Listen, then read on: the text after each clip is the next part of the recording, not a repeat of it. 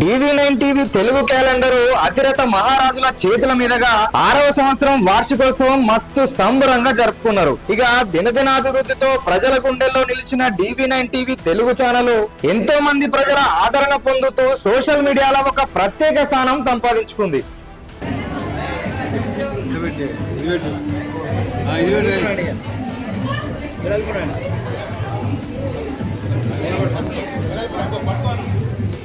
కింద పెట్టి చేయడం వచ్చింది.